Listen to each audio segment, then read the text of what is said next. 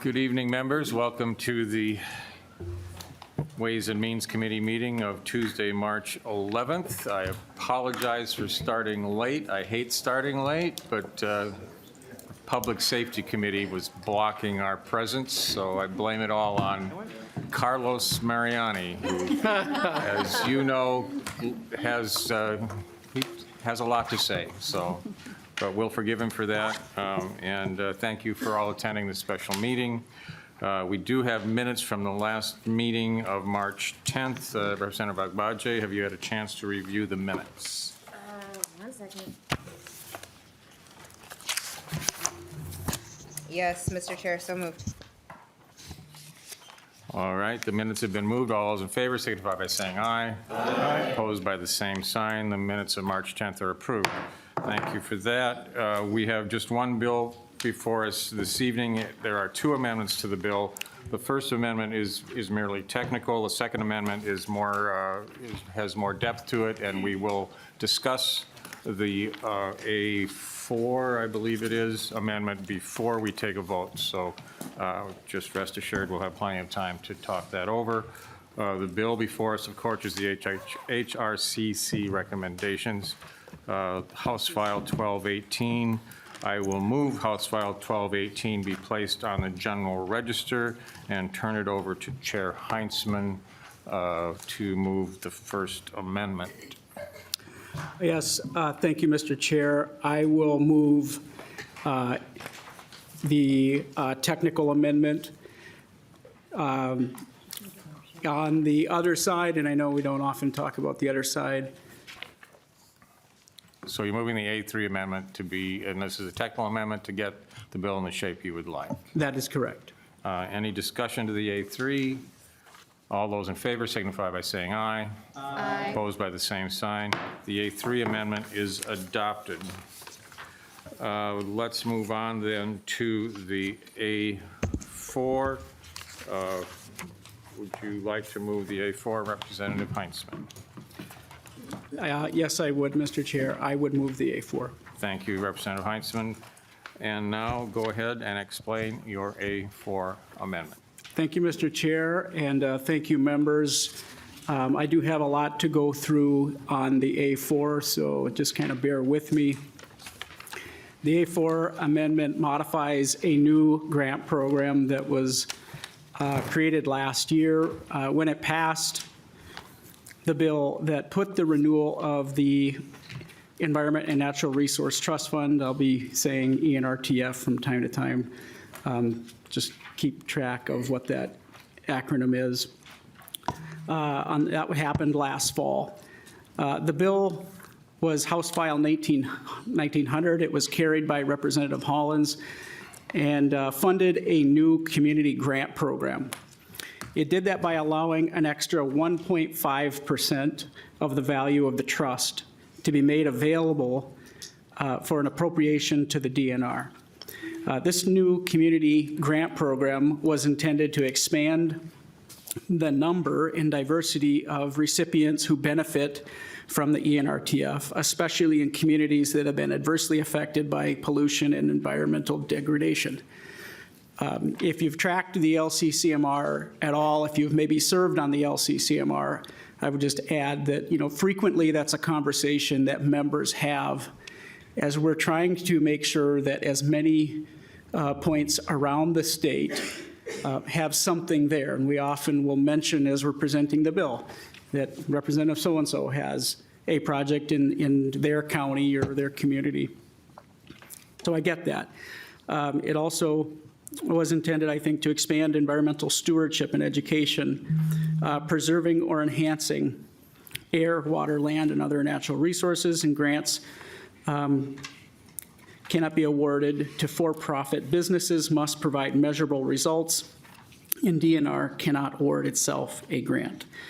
And I agree, all of those things are very good. The problem is that there wasn't much more in terms of side rails, guardrails on this new program. And a lot of the details there were left for DNR to figure out. I'll move on to some of the other provisions in the bill. The value of the 1.5% this biennium is approximately $28 million a year, which is really quite a lot of money for that kind of a program, especially considering that the LCCMR as a total is generally in that, well, when I started, it was in the 60s of millions, and now it's in the 100 thereabouts. We'll talk more about the underlying bill later as Director Nash goes through that. But the value in a single year of this 1.5% is, as I was saying, 28 million a year, a lot of money. So the A4 amendment proposes to repurpose the 1.5% funding stream by creating a series of new buckets. The buckets would be for various grant programs administered by DNR and things that are generally popular to folks all over the state. So as follows, the amendment divides this out I'm going to break it down as a percentage. 40% for water quality grants to local governments, tribal governments, or lake associations to be used for things like AIS management or Keep It Clean program. I should also mention that the governor's 2025 budget recommendation proposes reducing the current $10 million a year county AIS aid program by 50% and phasing it out almost entirely. Actually, it does. It phases it out entirely by 2029, which I'll just be very transparent here this afternoon. These grants to counties and to lake associations after that are extremely popular and very much needed to protect lakes around Minnesota from the spread of AIS. So that's one thing addressed in this water quality grant appropriation. An additional 40% in the amendment is for trail improvements with a split of 50% between state trails and 50% for grants for local trail improvements. Restoration and enhancement, not new trail building. Non-state match required. You've heard, if you've been paying attention over the last few years in the Environment Committee, there's a constant need for maintenance and for support for that kind of funding. So to finish out that section, an additional 15% for the Outdoor School for All Youth program, extremely popular program, and 5% for the original community grant program. By January 15th, 2026, DNR has to report to the legislature on its plan to implement these new grants. What draft RFPs criteria prioritization would look like, grant management and oversight, any suggested legislative changes. This would give the legislature, I think, at least a significant improvement roadmap prior to appropriating out the funds that are available for the second year of the biennium. That's approximately, like I said again. The amendment further appropriates out the approximately $28 million available for this year from the ENRTF as follows. $3.5 million for the city of Carver to improve and restore the Carver levee. $1.95 million to the Minnesota Forest Zone Trappers Association for land acquisition, design, and site prep for a sportsmen's and sportswomen's outdoor development learning center in Hibbing. $2 million for a feasibility study, engineering, and construction of these three segments. There's three segments of the Camp Ripley Veteran State Trail that need work. $2.5 million to Sherburne County for Phase 2 development of 2 inlets, regional park. $3.15 million to DNR to reconstruct, rehab 2 segments of the Casey Jones Trail. $1 million for improvements to the Blue Ox Trail in Coochin County, $3 million for pre-design, design, engineering, and construction of the Mesabi Trail. That includes a pedestrian bridge. $7.3 million to Scott County for land acquisition, design, construction of 4.3 miles of the Louisville segment of the Junction Regional Trail, Merriam Junction. And finally, $3.93 million for a grant to Rice Creek Watershed District for flood hazard mitigation projects in the Highway 35W corridor to alleviate flooding in New Brighton, St. Anthony Village, and Roseville. So, Mr. Chair and members, that is the A4 amendment. Thank you, Representative Heintzeman. We do have a question from Representative Acom. Thank you, Mr. Chair.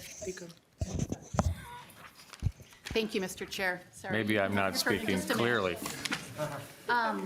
I appreciate the opportunity to discuss the amendment before we vote on it. As a member of LCCMR, the process that we have each year in terms of analyzing proposals is a long and very involved process. It starts in this time of year to get grant applications as members, and of which the author of this bill is a member of LCCMR. We go through and get all of the applications. And when I first started, I actually had it printed in books, and it was 2 3-ring binders that were literally thousands of pages. I've gone digital, so we're saving some trees. But going through the applications, rating them, they then, with the ratings, we invite in applicants for presentations. We rate them again or grade them again, score them. And then depending on the amount of money that we have to allocate that year, it's a discussion amongst members of LCCMR, which, to be clear, is bipartisan, bicameral group of legislators. We make that initial recommendation in July. This year we made it on July 31st. Then staff takes that information back. They draft it in a bill, and it comes back to us. This year it came back on December 11th, where we then vote on it again. And I will say it's interesting that the author brings this amendment forward today, because he was not present at either of those sessions to vote on or discuss the package that we recommended in a bipartisan way to the legislature. So the fact that we are here today with an amendment dramatically changing a process and the projects that were recommended is of grave concern. And it takes what is and has been a very bipartisan process and blown it up. Representative Acom, if I may interrupt for just one moment. This amendment changes none of the recommendations of the committee, and I want to make that clear to everyone listening, because what you have stated is incorrect. The recommendations are intact, and this amendment makes 0 changes to the committee's recommendations. And Mr. Chair, several of the projects that are put forward in the amendments were included for review this year and were not included. So they were evaluated and not deemed priorities to the LCCMR. And so to have them brought forward today at this stage is insulting, honestly. We passed, Minnesotans value our environment, and we have reconfirmed that in reauthorizing the constitutional amendment last year. And in doing that, we raised it from the 6% up to the 7.5% to provide that 1.5% for the community grants program. And so to be coming in while the DNR is in the process of establishing the advisory council and working on the best way to allocate that money to those amongst our communities who benefit the least from our investments and our ability to engage in our natural environment. This is taking a process and a bipartisan process and throwing it on its heels. So I think that, as I understood, coming out of the Environment Committee, there was a, nope, we're not going to change anything, we're here, it's good. And to have this amendment come forward at this late date is very concerning and will absolutely put the ability to pass it off the House floor in it'll be challenging. I think to insult us all by doing this in this way is pretty disruptive to the existing process and the many years that it's been put in place and been utilized in a really effective way. You've talked about some great programs here and some situations, and the good news is the RFP is open. They can be applying for the next year. And so I appreciate the investments that we make in our environment in Minnesota. I appreciate that our state values it in this way, but I will be voting against this amendment, and I would like a roll call if I haven't asked for that yet, please. Roll call Thank you, has Mr. been Chair. requested. Any response from Representative Heintzeman before we move to the next question?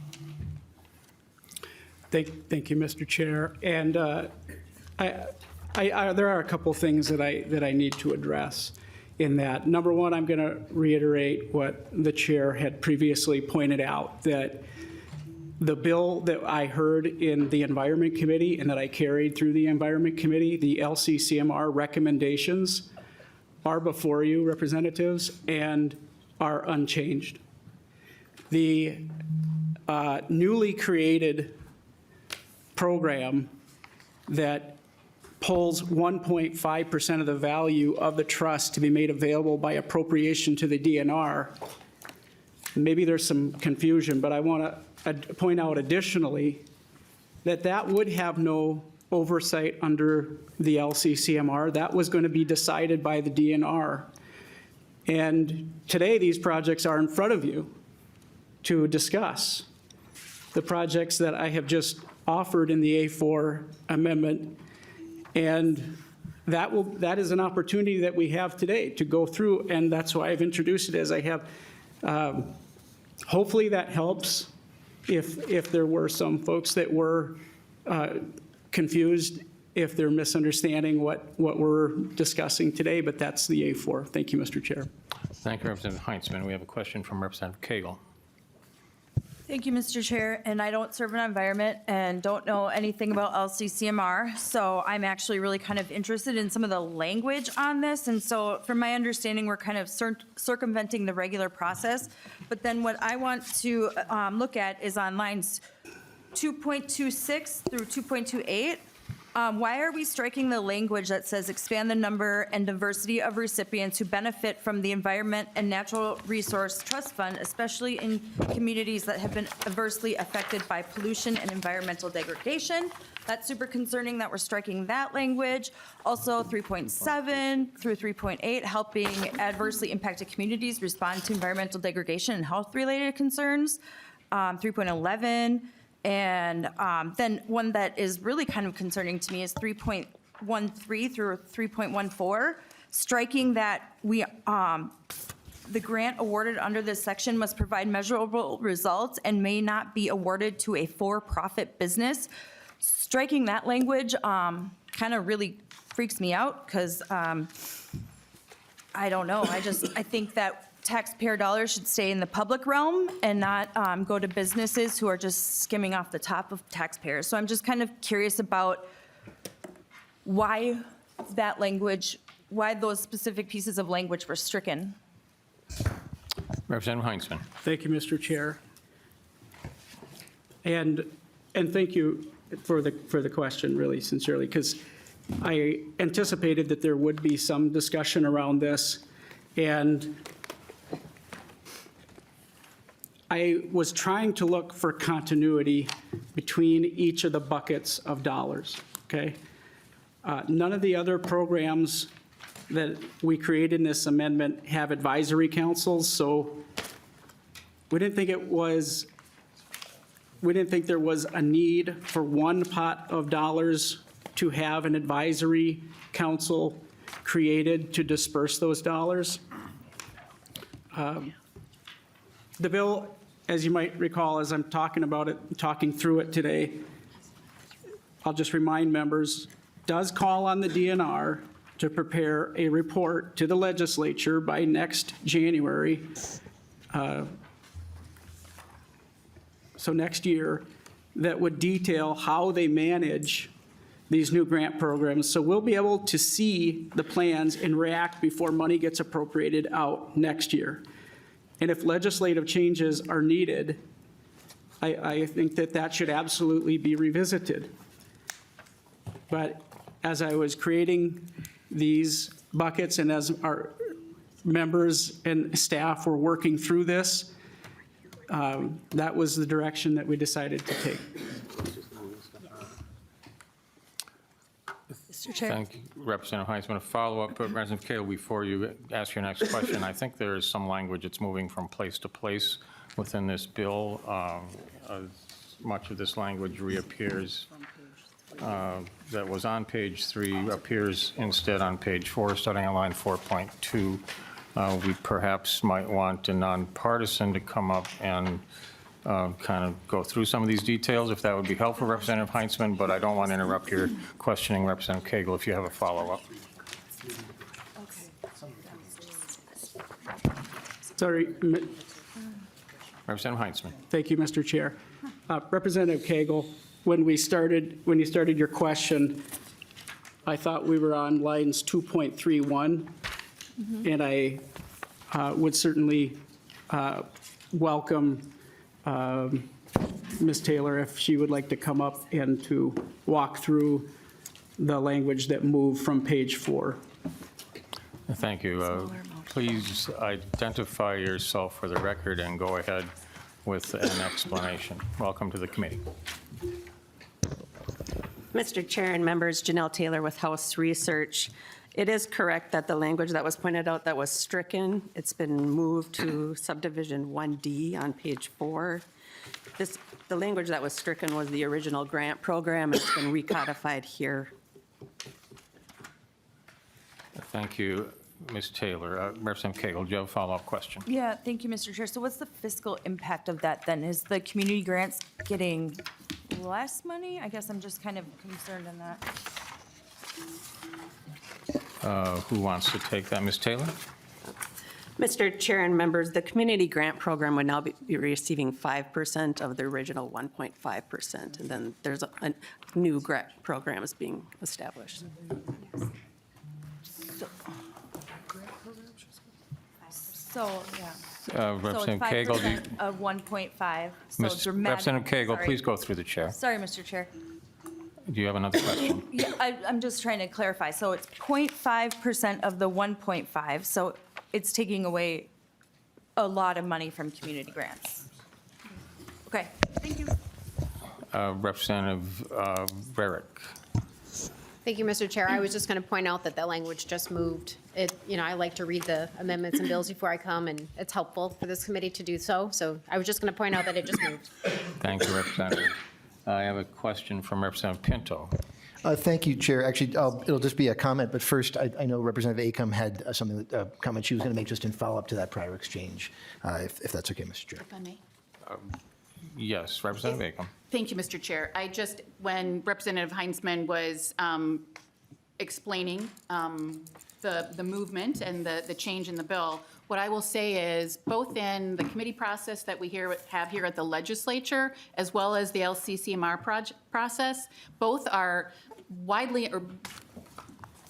very widely involved engagement and the opportunity for people to come and present. If, and I only say if, an amendment like this was going to be made, it should have been done in the Environment Committee, where all the people that are in the room today would have had an opportunity to come and address the author as well as the rest of the committee members. I think cutting their voices out of this process has been unnecessary. It could have been avoided. And so I just wanted to make that point. Thank you, Mr. Chair. Thank you, Representative Acom. Representative Pinto. And thank you, Chair. Yeah, and actually, it was along those lines, and that's probably the less important point than the commission. But you know, I'm quite far from an expert on environmental issues. But I think that's actually true for most of the folks in this committee. It actually turns out there's only one person on this committee who's on the Environment Committee. That's Chair Heintzeman. The DFL lead is not on Ways and Means. This is a very substantive amendment. I mean, Chair, you said before that there were 0 changes to the committee's recommendations, and I think, Chair, you're referencing the LCCMR, and I won't weigh in on that. I'm not an expert on that. But there is, of course, a different committee that we could think of in that phrase, which is the Environment Committee. And this, of course, is a substantive and quite significant change to that. As was referenced before, my understanding is that a commitment was made a couple weeks ago in that committee. There wouldn't be further changes. I wasn't part of that conversation. That may or may not be the case. I see Chair Heintzeman shaking his head, and I won't get into that. But I will simply say, regardless of any prior commitment, having work like this in the Ways and Means Committee rather than in the Committee of Jurisdiction that has actual expertise, that just does not make sense. And I feel like we've had that with a number of bills. I don't think that's an appropriate thing to do with this one, as but with other ones as well. So if this amendment goes on, we have got to send the bill back to the committee with jurisdiction. We do not have the environment expertise in this committee. We should not be doing environment policy work in the Ways and Means Committee. One person around this entire table is on that committee. That does not make sense. So I'd oppose the amendment, but would urge, if the amendment does go on, members, let's certainly make sure we send the bill back to the committee with jurisdiction. Thank you, Chair. Response, Representative Heintzeman. Thank you, Mr. Chair, and Representative Pinto. This idea literally came forward in just the last week. And that's also part of the reason that the projects that have been selected in the amendment are known, projects that have, in many cases, or at least a number of cases, been brought forward as a part of the proposals that have come to the LCCMR. And as a member that has served on the LCCMR for almost 11 years now, I will just tell you that oftentimes projects will come year and maybe year after year, and over time there may be growing support for those projects, and it might not make it in the first round. So that's the reason that we're here today with this amendment, is that the idea is new. It is something that just came forward in this last week. And for a number of reasons, I'm not going to ask for the language or the bill to come back to the Environment Committee. Question, did you have a follow-up, Representative Pinto? No, Chair, thank you. Representative Agbaje. Thank you, Mr. Chair. I actually have 2 questions. So the first one kind of follows on what Representative Cagle was talking about you still have the community grants in this amendment, but they are at a much lesser scale. And I am actually wondering if you know what that number is. Representative Heintzeman. Thank you, Mr. Chair. It looks like Mr. Hagemeyer may have the answer to that Please question. identify yourself, welcome to the committee, and go ahead with your testimony. Mr. Chair, I'm Brad Hagemeyer with House Fiscal Analysis Department. You get the appropriations for 2 years. It changes every 2 years. There's a calculation made on June 30th of last year that gives us the amounts for this year. In total, there's $28.18 million. Under the division that's happening in this bill, the 40-40, 15-5%, the 40% pots of money would be $11.2 million next year. The outdoor school program at 15% would be $4.2 million for fiscal year 27, and the community grants would be $1.4 million in fiscal year 27. Representative Agbaje. Thank you, Mr. Chair. Okay, so 1.4 million out of an original 28.1 million for this program. And this program is meant to go to communities and to disadvantaged groups that have been harmed by pollution, that see the effects of pollution every day. I mean, I represent a district like that. And so, like, I think it's really concerning that you would want to use an amendment in kind of a unilateral fashion. You're the only one making this decision to then decide that these community grants only deserve 5% of that original pot, which in this case is only 1.4 million out of a supposed 28 million that would have happened. So I think that's really concerning. I think people need to understand that this is happening in the context of what's happening across our country right now, that we are pushing back and limiting communities that have already suffered substantial harm from what our government does. So I just want to make sure that's on the record. And I have a second question, Mr. Chair. Mr. Chair. Go ahead, Representative Akbaji. Representative Heintzeman, you are also the chair of the Environment Committee, I understand, and so I'm wondering why this amendment wasn't brought in that committee, because this is hugely substantive. I don't think many of us are on that Environment Committee, but I would imagine that you would have the opportunity to bring that amendment as the chair, and why that wasn't discussed a lot earlier. Representative Heintzeman. Thank you, Mr. Chair, and thank you, Representative. As I was responding to Representative Pinto, I'll just mention again, this idea literally came forward this last week.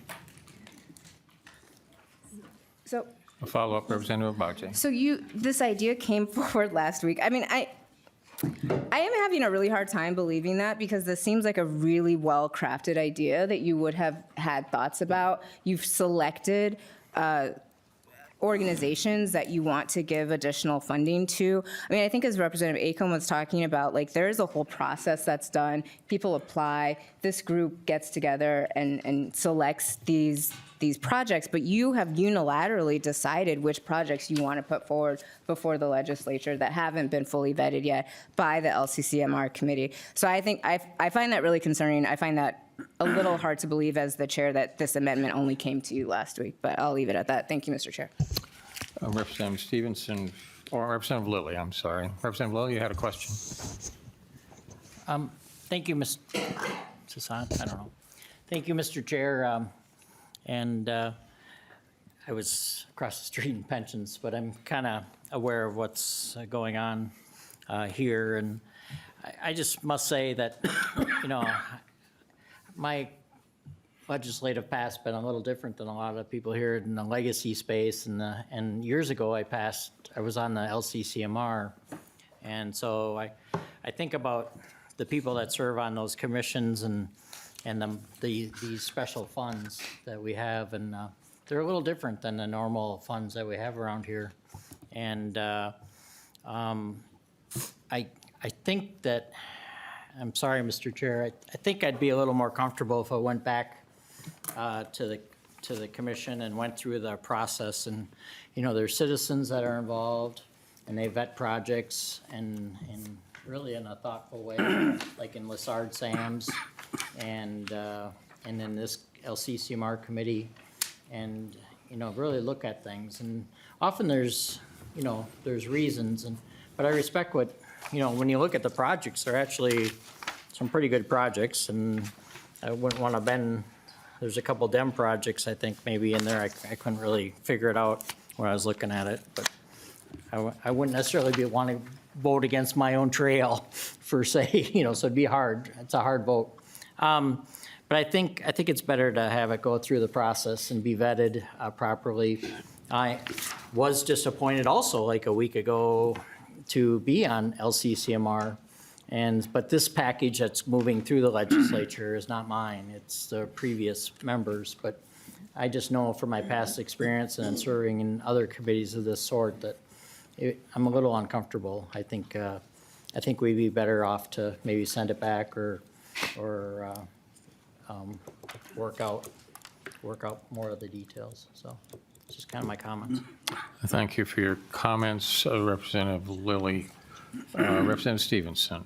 Thank you, Mr. Chair. So I think we are at a sort of inflection point here on this bill. I think that if the A4 amendment doesn't go on the bill, I think that you will see probably a unanimous vote out of this committee today. I think if the A4 goes on the bill, I think you will see a party line vote on this bill coming out of this committee. And that will mean that the bill will advance out of this committee to the general register, but it will not pass the floor. So there's an interesting choice that the committee has here about what path to take forward from this point on this bill. Are we going to choose to work together and try and find a solution, or are we going to choose to do things just the way we want them to go and see what happens? I hope that we choose to work together. I hope that we choose to say, well, we're not there, maybe not there yet on this idea, maybe not going to get there on this idea. And so let's not do it today. But there's a choice to be had here, because if this amendment goes on the bill in a minute, then it will be a party line vote at the end of the day when the bill is considered. So I hope we make the right choice. Thank you, Mr. Chair. Thank you, Representative Stevenson. Any closing remarks, Representative Heintzeman? Thank you, Mr. Chair, and members for the discussion. I do think that the amendment will be very good, and you look at the projects, and I think with the change that we're making to how the grants program would be utilized, we're going to get a better outcome for the people of Minnesota. Thank you, Mr. Chair. Thank you, Representative Heintzeman. Just a reminder to committee members, this is a vote on the amendment. A roll call has been requested. Our current helper will take the roll. Chair Torkelson. Chair Torkelson votes aye. Vice Chair Robbins. Aye. Representative Acom. No. Representative Ekbadje. No. Representative Baker. Aye. Representative Bierman. No. Representative Gomez. No. Representative Heintzeman. Yes. Representative Igo. Yes. Representative Cleavorn. No. No. Representative Cagle. No. Representative Katiza Watun. No. Representative Koznick. Aye. Representative Kresha. Aye. Representative Lilly. No. Representative Mueller. No. Representative Nash. Representative Noor. No. Representative Novotny. Representative Pinto. No. Representative Rarick. Aye. Representative Schumacher. Aye. Representative Scott. Aye. Representative Swedzinski. Aye. Representative Vang. No. Representative West. Aye. Representative Joachim. No.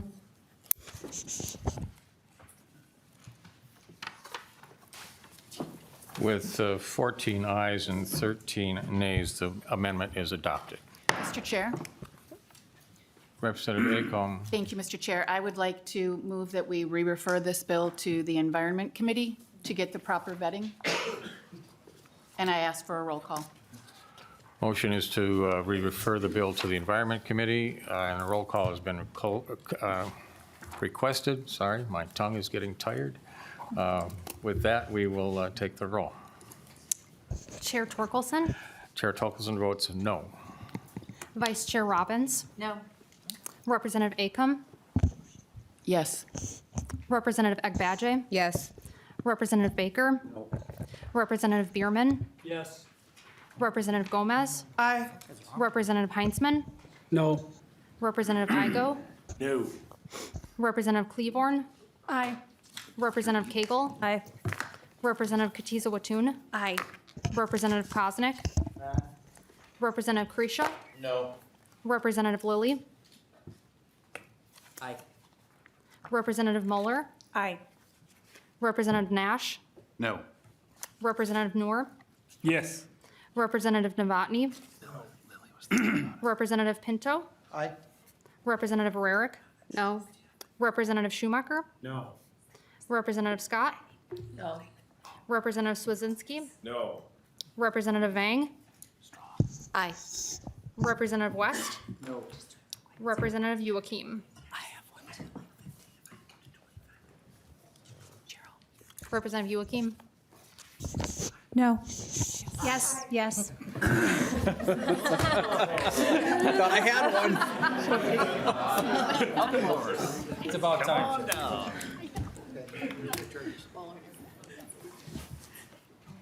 I need to check my hearing. Anyway, thank you for the vote. The vote is 14 nays and 13 ayes. The motion fails. Thank you. Members, we are now going to move on to the bill as amended, and I believe we have a presentation to be made. Please identify yourself for the record and go ahead with your testimony. Good morning. I mean, good evening. Good evening, committee members. Usually it's good morning. My name is Becca Nash, and I am the director of the Legislative Citizen Commission on Minnesota Resources. I'm here with my colleague, Mike Campana, assistant director. And thank you for the opportunity to speak to House File 1218, the underlying bill that contains LCCMR's annual recommendations for spending from the Environment and Natural Resources Trust Fund. I'd like to provide a brief recap of the LCCMR, the Environment and Natural Resources Trust Fund, the process that LCCMR followed to develop these recommendations. We'll do a quick walkthrough of the bill, and then we can stand for questions. So first of all, the LCCMR is a joint commission that's responsible for making funding recommendations to the legislature for special environment projects, primarily from the constitutionally dedicated Environment and Natural Resources Trust Fund. The LCCMR is also responsible for conducting oversight of those approved projects and associated expenditures. LCCMR is made up of 17 members, including 5 senators, 5 representatives, and 7 citizens, and they are assisted by their own nonpartisan staff, including Mr. Campana and me, and we serve the entire legislature, both House and Senate, majority and minority. The Environment and Natural Resources Trust Fund, or ENRTF for short, is a permanent fund in the state treasury that was created by voters through a constitutional amendment to support activities that protect, conserve, preserve, and enhance Minnesota's air, water, land, fish, wildlife, and other natural resources. It's funded with 40% of the annual proceeds from the Minnesota State Lottery, as well as investment income. The trust fund is operated similar to an endowment in that a percentage of the value of the fund can be drawn down each year for appropriation to environmental projects. The amount that has been drawn down and recommended by the LCCMR has traditionally been 5.5%. And as discussed this evening already, through a constitutional amendment in November of 2024, that amount was increased by 1.5% to 7%. And that 1.5% would go directly, as appropriated by the legislature, to the Department of Natural Resources for the Community Grants Program that would be amended with the A4 amendment. The bill, the underlying bill that is before you just includes the 5.5% that LCCMR is responsible for recommending. The LCCMR's typical process results, the recommendations result from a multi-stage competitive process. It starts out with publication of our annual request for proposal that includes our funding priorities as well as funding priorities that have been identified in the LCCMR's statutorily required strategic plan. We receive applications in response to that RFP from all kinds of entities across the state, local and regional units of government, nonprofit, for-profit, educational entities, state agencies, and even at times federal agencies. Proposals are reviewed and evaluated by our members, including through presentations from applicants. Eventually, research proposals undergo additional external scientific peer review. Top proposals are then selected and put into bill form, and that package of recommendations must be approved by at least 11 of our 17 members to become the formal recommendations for the legislature to consider. For this year's process, we had $103,326,000 available. In response to our RFP, we received 214 proposals requesting approximately $183 million. And then following 40 hours of presentations by the applicants and multiple rounds of scoring by our members, 124 proposals were selected for funding recommendation. Those recommendations were then approved in bill form by the commission in December of 2024, with more than the required members voting in favor. Those recommendations that are before you today also include changes to and carry forwards of prior year appropriations. And we have provided some handouts in your packets that summarize what's in the bill. And one of the handouts that I'll draw your attention to is the spreadsheet that lists out all the projects in the bill by subdivision. And those subdivisions correspond to the LCCMR's funding priority areas. There are 124 projects, as I said, and we won't go through them all, but I'll do a walkthrough at the subdivision level. And you can just scan down that list if you like to review the specific projects in each subdivision. So starting out in Article 1 of the bill, Subdivision 3 is foundational natural resource data and information. The subdivision includes $22.084 million for 36 appropriations. And these are projects that primarily involve collection, analysis, mapping, and dissemination of foundational data and information needed for conservation, planning, and decision-making. Subdivision 4, Water Resources, includes $11.812 million for 23 appropriations. And these are research and demonstration projects, as well as efforts to develop new techniques and technologies to protect the quality and quantity of our water resources. Subdivision 5, Environmental Education, includes $11.965 million for 19 appropriations.